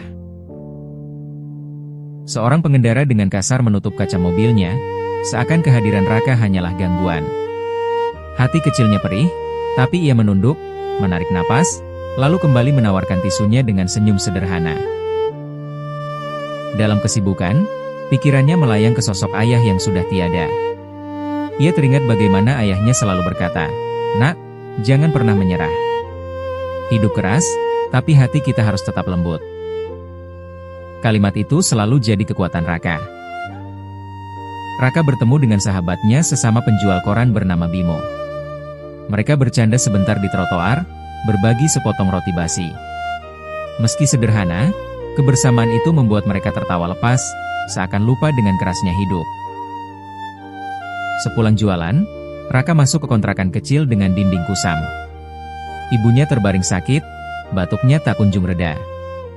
Raka menggenggam tangan ibunya dengan lembut, lalu berkata, "Ibu jangan khawatir, Raka bisa jaga ibu." Air mata hampir jatuh, tapi ia sembunyikan dengan senyum. Di malam hari, Raka duduk di bawah lampu jalan yang redup. Dengan cahaya seadanya, ia menulis angka di buku lusuhnya, menghitung uang hasil jualan hari ini. Harapannya sederhana, bisa membeli obat untuk ibunya esok. Esoknya, hujan deras mengguyur. Raka tetap berdiri di perempatan, tubuhnya basah kuyup, tisunya nyaris tak laku. Orang-orang berlari mencari teduh, sementara ia tetap menawarkan, "Tisu, 1000 aja." Suaranya bergetar menahan dingin. Seorang ibu muda turun dari mobil, menghampiri Raka, dan membeli semua tisu yang ia bawa. Bukan hanya itu, ia juga memberinya jas hujan. Raka menunduk hormat, matanya berkaca-kaca. "Terima kasih banyak, Bu." Dengan uang yang cukup banyak, Raka pulang berlari penuh semangat. Ia bisa membeli obat untuk ibunya dan sedikit makanan. Ibunya tersenyum lemah sambil memeluk Raka. "Nak, kamu penyemangat hidup ibu." Namun beberapa hari kemudian, kondisi ibunya semakin memburuk. Raka panik, memanggil tetangga untuk membantu. Tubuh ibunya semakin lemah, membuat Raka menangis pertama kalinya di depan orang lain. Dengan bantuan warga, ibunya dibawa ke rumah sakit. Raka duduk di kursi tunggu, menggenggam tisunya erat. Ia berbisik, "Aku harus kuat, demi ibu." Meski takut, ia mencoba percaya bahwa semuanya akan baik-baik saja. Di mushola kecil rumah sakit, Raka bersujud. Tangisnya pecah, doa sederhana keluar dari hatinya, "Ya Allah, jangan ambil ibu sekarang. Aku belum bisa bahagiakan dia." Doa itu menggema dalam kesunyian malam. Dokter akhirnya keluar dengan kabar, kondisi ibunya stabil. Raka memeluk ibunya erat-erat dengan bahagia. Meski masih harus berjuang, ia tahu bahwa keajaiban itu nyata, berkat doa dan keteguhan hati. Beberapa bulan kemudian, Raka masih berjualan tisu. Namun kini ia melakukannya dengan senyum penuh harapan. Ia bercita-cita menjadi guru, agar bisa membantu anak-anak jalanan lain. Dari balik lampu merah, mata kecilnya kini menyimpan cahaya besar, sebuah mimpi yang tak akan pernah padam.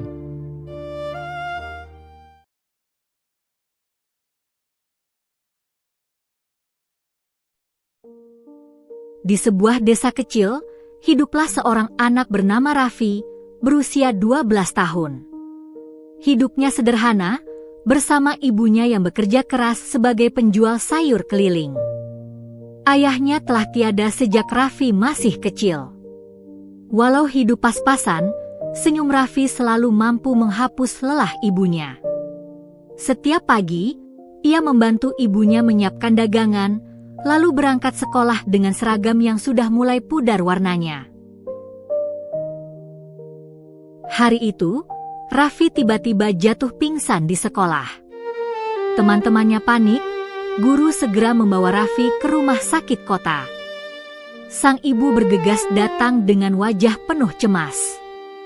Hasil pemeriksaan dokter membuat dunia sang ibu runtuh. Raffi divonis menderita penyakit kanker darah stadium lanjut. Di ruang dokter, ibunya duduk terisak. Dokter menjelaskan dengan wajah serius bahwa penyakit Raffi membutuhkan pengobatan panjang dan biaya besar. Raffi yang masih polos hanya memandang ibunya dengan tatapan penuh tanya. Ia tidak sepenuhnya mengerti, hanya tahu ibunya menangis keras sambil menggenggam tangannya erat. Sejak hari itu, ibunya berhenti berjualan sayur. Seluruh waktu dan tenaga tercurah untuk menemani Raffi di rumah sakit. Meski uang habis, ia tetap berjuang mencari pinjaman demi biaya pengobatan. Malam-malam panjang di kursi rumah sakit ia lalui dengan doa dan harapan agar anak semata wayangnya sembuh. Meski sakit, Raffi selalu berusaha tersenyum. Ia tak ingin ibunya sedih. Dengan suara lirih, ia sering berkata, "Bu, jangan nangis. Aku kuat kok." Senyum tulus itu justru membuat hati ibunya semakin hancur, sekaligus memberi kekuatan untuk terus bertahan. Suatu hari, teman-teman sekolah Raffi datang menjenguk. Mereka membawa gambar-gambar buatan tangan bertuliskan, "Semangat Raffi." Wajah Raffi bersinar bahagia, meski tubuhnya kian lemah. Senyum itu membuat ibunya sadar bahwa cinta dan doa banyak orang bisa menjadi kekuatan luar biasa. Hari-hari berlalu, tubuh Raffi semakin lemah. Nafasnya berat, rambutnya mulai rontok karena pengobatan. Sang ibu semakin khawatir, namun tetap berpura-pura kuat di depan anaknya. Setiap malam, ia hanya bisa berdoa di samping ranjang, memohon mukjizat pada Tuhan. Suatu sore, Raffi menatap ibunya dengan mata berbinar. "Bu, kalau aku nggak ada nanti, jangan sedih ya." Aku mau ibu terus tersenyum. Kalimat itu menusuk hati ibunya. Ia memeluk anaknya erat, menangis sejadi-jadinya, berharap waktu berhenti saat itu juga. Malam itu, dengan senyum kecil di wajahnya, Raffi perlahan memejamkan mata untuk terakhir kalinya. Ibunya mengguncang tubuh anaknya, menangis histeris. Namun senyum terakhir Raffi seolah meninggalkan pesan, cinta sejati tak pernah mati. Hari-hari setelah kepergian Raffi dipenuhi air mata. Namun setiap kali sang ibu teringat senyum terakhir anaknya, ia menemukan kekuatan untuk terus hidup. Ia kembali berjualan sayur, kini bukan hanya untuk bertahan, tapi juga untuk menjaga warisan senyum Raffi yang abadi di hatinya.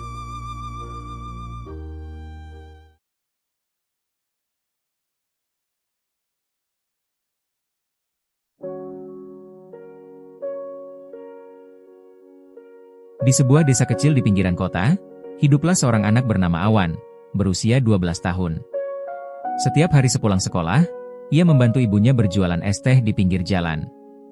Meski hidup sederhana, Awan selalu tersenyum dan penuh semangat. Di balik senyumnya, ia menyimpan mimpi besar, ingin menjadi seorang insinyur yang bisa membangun jembatan agar anak-anak di desanya tak lagi harus menyeberang sungai berbahaya untuk pergi ke sekolah. Setiap pagi, Awan berjalan kaki sejauh 5 km melewati jalan berbatu dan menyeberangi jembatan bambu reot.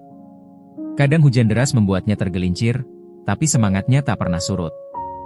Ia percaya, setiap langkah kecil mendekatkannya pada mimpinya. Di sepanjang jalan, ia sering mengulang-ulang kata dalam hati, "Aku pasti bisa, suatu hari nanti aku akan membangun jembatan yang kokoh untuk semua orang." Saat berjualan, Awan tak hanya membantu ibunya menuangkan es teh, tapi juga diam-diam mencatat perhitungan sederhana di buku tulis lusuhnya. Ia menggambar sketsa jembatan dengan pensil pendek. Orang-orang sering tertawa melihat coretan kecilnya, tapi Awan tetap percaya diri. Ia berkata, "Mungkin bagi mereka hanya gambar, tapi bagi saya, ini masa depan." Suatu sore, seorang guru matematika bernama Pak Rahmat melihat Awan sedang menggambar sambil menjaga dagangan. Terkesan dengan semangatnya, Pak Rahmat mulai memberikan buku-buku bekas dan latihan soal tambahan. Awan belajar di bawah lampu jalan karena rumahnya hanya punya satu lampu redup. Tekad dan semangatnya semakin membara. Tahun demi tahun berlalu. Saat teman-temannya banyak yang memilih bekerja setelah lulus SMP, Awan bersikeras melanjutkan sekolah ke SMA meski harus berjalan lebih jauh lagi.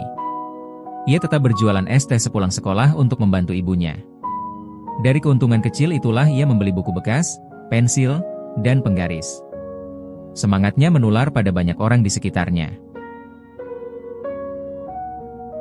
Sampai suatu hari, sebuah lomba desain jembatan tingkat provinsi diumumkan.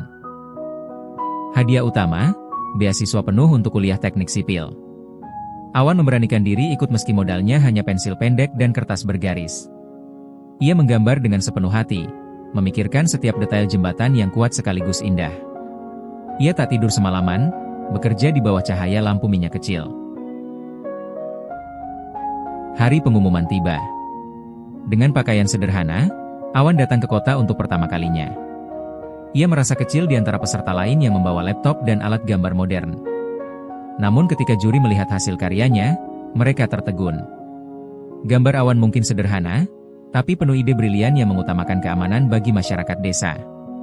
Dan yang lebih menyentuh, ia menulis, "Jembatan ini bukan hanya untuk saya, tapi untuk anak-anak desa yang ingin bersekolah dengan selamat."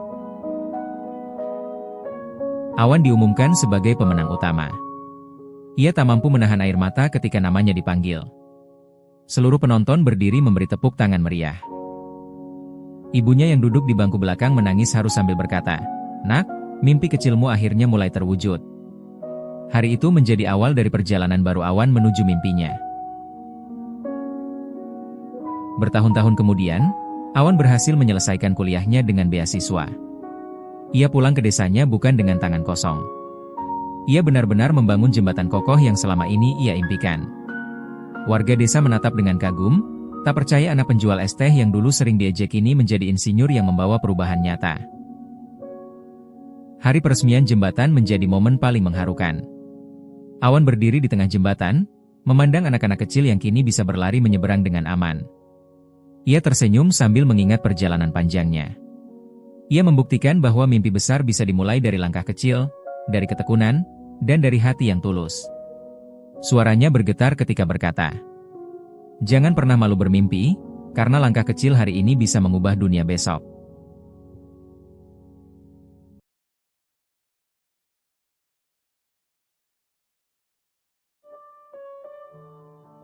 Raka lahir di sebuah desa kecil di Jawa Tengah. Ayahnya seorang buruh tani, ibunya berjualan jajanan keliling. Hidup mereka serba pas-pasan, tapi penuh kasih sayang. Dari kecil, Raka sudah belajar arti kesederhanaan. Keluarga Raka tinggal di rumah bambu yang hampir roboh. Jika hujan turun, atap bocor dan air masuk. Mereka menaruh ember di setiap sudut rumah. Meski begitu, Raka tak pernah mengeluh. Setiap hari Raka berjalan kaki 5 km menuju sekolah. Seragamnya lusuh, sandal jepitnya bolong, tapi matanya selalu berbinar saat belajar. Ia yakin pendidikan bisa mengubah nasibnya. Namun, teman-temannya sering mengejeknya karena miskin. Ada yang menertawakan bukunya yang sobek, ada pula yang mengejek sandalnya. Meski sakit hati, Raka tetap sabar dan fokus pada pelajaran. Seorang guru bernama Bu Ratna melihat semangat Raka. Ia memberinya buku bekas dan berkata, "Kemiskinan bukan alasan untuk berhenti bermimpi." Kata-kata itu menancap kuat di hati Raka. Sepulang sekolah, Raka selalu membantu ibunya mendorong gerobak jajanan. Di tengah terik matahari atau hujan deras, ia tetap tersenyum. Ia ingin meringankan beban ibunya. Malam hari, ketika anak-anak lain sudah tidur, Raka belajar di bawah cahaya lampu minyak. Suasananya sepi, hanya suara jangkrik menemani. Tekadnya untuk sukses semakin kuat. Suatu hari, ayahnya jatuh sakit karena terlalu lelah bekerja. Ekonomi keluarga makin sulit. Raka bahkan hampir berhenti sekolah karena biaya tak ada. Raka tidak menyerah. Sepulang sekolah, ia bekerja serabutan, mengangkut barang di pasar, membersihkan warung, bahkan mencuci motor orang. Semua ia lakukan demi tetap bisa sekolah. Ketika SMP, ia hampir putus sekolah karena tak mampu bayar SPP. Dengan mata berkaca-kaca, ia duduk di pinggir jalan. Untungnya Bu Ratna datang, menenangkan, dan mencarikan beasiswa. Kerja kerasnya terbayar. Raka lulus SMP dengan nilai terbaik. Saat menerima ijazah, ibunya menangis haru sambil memeluknya. Itu momen yang tak terlupakan. Raka melanjutkan sekolah ke SMA di kota. Awalnya ia minder karena teman-temannya lebih kaya. Namun ia membuktikan diri dengan prestasi. Di kota, ia tinggal di kamar kos kecil berukuran 2x3 meter. Dinding lembab, kasur tipis, tapi dari situlah ia terus bermimpi besar. Raka bekerja paruh waktu sebagai pelayan warung makan. Ia sering pulang larut malam, lalu tetap belajar hingga dini hari. Setelah SMA, ia ingin kuliah. Tapi biaya terlalu mahal. Ia pun jadi kuli bangunan, memikul semen di bawah terik matahari. Hingga akhirnya ia mendapat beasiswa kuliah. Raka menjadi anak pertama di desanya yang kuliah di universitas negeri. Saat pulang, warga desa menyambut dengan bangga. Namun, kuliah tidak mudah. Biaya hidup membuatnya hampir menyerah. Malam-malam ia menangis sendirian, teringat pesan ibunya, "Nak, jangan berhenti. Kamu harapan kami." Perjuangannya membuahkan hasil. Raka lulus dengan predikat cum laude. Ia berdiri di panggung wisuda, senyumnya penuh kemenangan. Alih-alih bekerja di kota besar, ia kembali ke desanya. Raka memilih menjadi guru, mengajar anak-anak desa agar mereka tidak kehilangan harapan. Kini Raka menjadi inspirasi banyak orang. Dari anak miskin dengan sandal bolong, ia tumbuh menjadi guru yang mengubah masa depan generasi berikutnya. Ia membuktikan, mimpi bisa diraih siapa saja yang mau berjuang.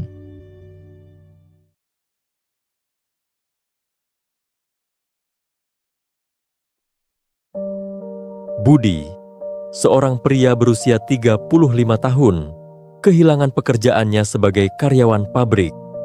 Dengan wajah murung, ia berjalan pulang membawa kabar buruk untuk keluarganya. Di rumah sederhana, istrinya, Sari, menyemangati Budi agar tidak menyerah. Mungkin ini jalan Tuhan agar kita menemukan rezeki yang lain.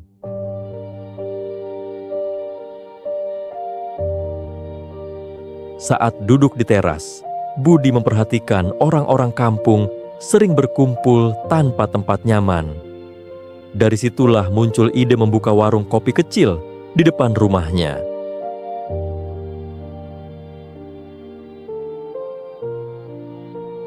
Dengan modal seadanya, ia membuat warung kopi sederhana dari papan bekas dan meja kecil. Warung itu tampak sangat sederhana, tapi penuh harapan.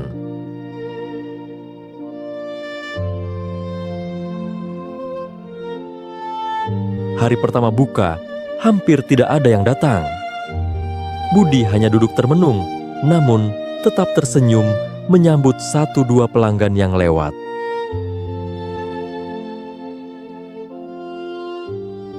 Seorang tukang ojek mampir. Budi melayani dengan ramah, menyajikan kopi dengan senyum tulus. Dari situlah kabar kopi enak dan murah mulai tersebar.